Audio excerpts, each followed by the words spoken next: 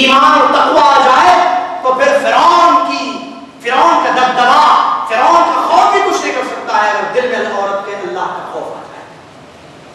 آپ کو معلوم ہے مصر کی عورتوں نے بچوں کو چھپا لیا تھا، جب پتا چلا تھا کہ فرعون بچوں کو پکڑ کر قتل کر رہا ہے، جانتے ہیں نا واقعہ فرعون کیسا دبدبا تھا مصر میں، ایجپٹ میں،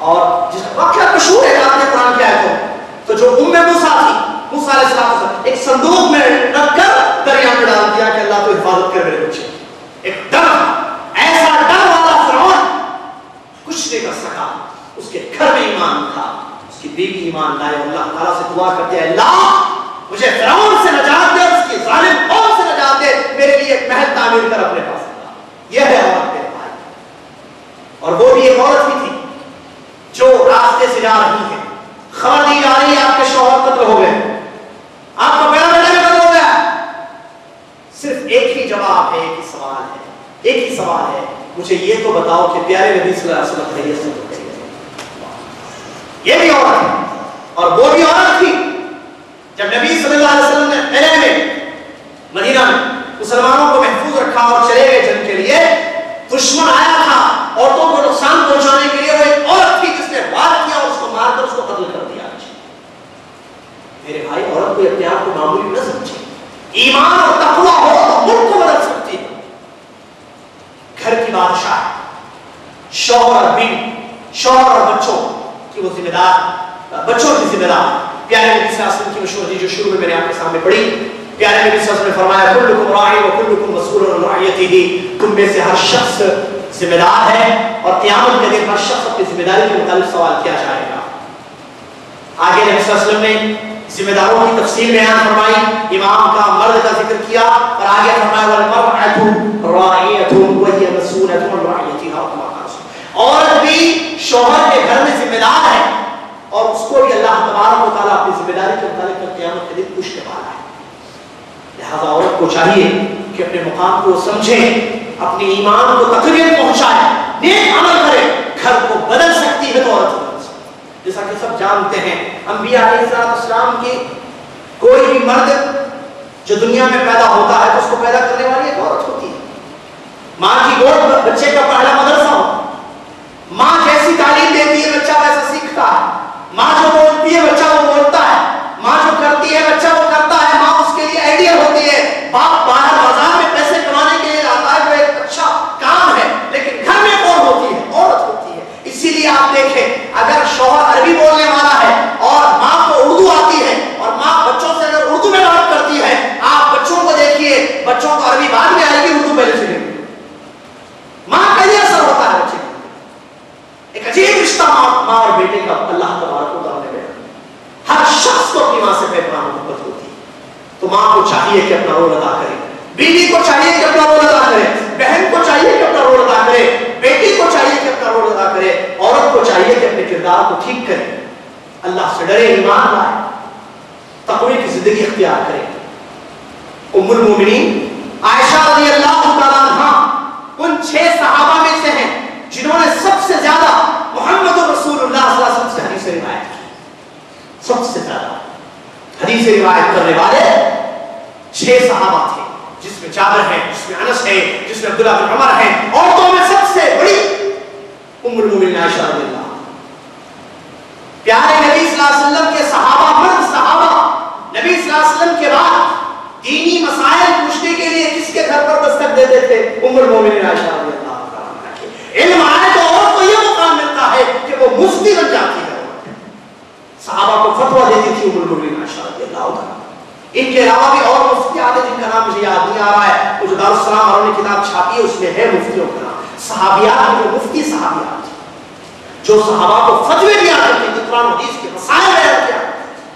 عورت کے پاس علم آئے، قرآن پڑھے، حدیث پڑھے، علم اس کے پاس ہو، اللہ پر ایمان ہو، نیک عمل کرے، اللہ تبارک و تعالیٰ بڑا اونچا مقام اس کو عطا کرتا ہے۔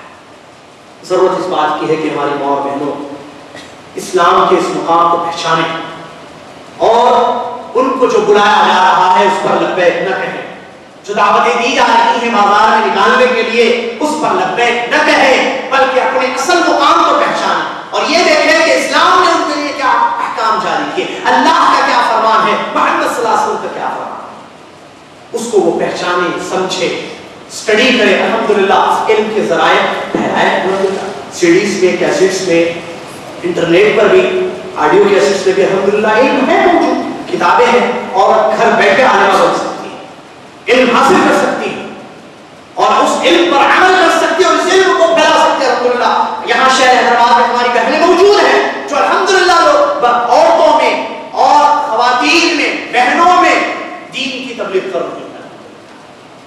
میں جانتا ہوں ہمارے ساتھیوں کی بہنیں ہیں الحمدللہ جن کے بارے میں سنتے ہیں تو بڑی خوشی ہوتی ہے کہ وہ لوگوں کو درس حدیث دے رہی ہے، قرآن کا درس دے رہی ہے، توحید کی باتیں بتا رہی ہے، عورتوں میں جا جا کر ان کو تبلیغ کر رہی ہے، صحیح باتیں بتا رہی ہے. اور ایک عورت کا سدھرنا ایک گھر کا سدھرنا، تمام چیزوں کی جڑ دیکھیے. اللہ معاف فرمائے، برا نہ سمجھے میرے الفاظ.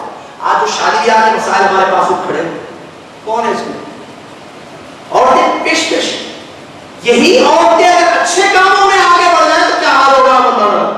یہ جب برے کاموں میں آگے بڑھتی ہے تو پھر بازار والوں سے پوچھیں، آئیے بہن جی، ہر جگہ بہن جی یہ نیا سوٹ، یہ نیا کپڑا، یہ نیا شرارہ، یہ نیا غرارہ، یہ نیا فرارہ، پتہ نہیں کیا کیا. بہن جی یہ دیکھیے، بہن جی یہ دیکھیے، کاٹو جیب میں بہنوں کی، ہر جگہ دیکھیے بازار عورتوں کو یوز کیا جاتا ہے. عورتیں برائی میں بھی جب آگے بڑھتی ہیں تو کیا حشر ہوتا ہے؟ پیارے نبی صلی اللہ علیہ وسلم، نبی علیہ السلام نے فرمایا میں نے اپنی امت پر عورتوں سے بڑھ کر کوئی فتنہ نہیں چھوڑا. ما ترکت علی امتی اضر من فتنة النساء. اللہ تعالیٰ نے قرآن میں فرمایا ان کیدکن عظیم. بات ہے اس لیے سمجھ آتا ہوں تاکہ ہماری عورتیں اچھی راہوں پر آئیں. ابلیس کے بارے میں اللہ تعالیٰ نے کہا وَكَانَ كَيْدُ الشَّيْطَانِ كَانَ ضَعِيفًا.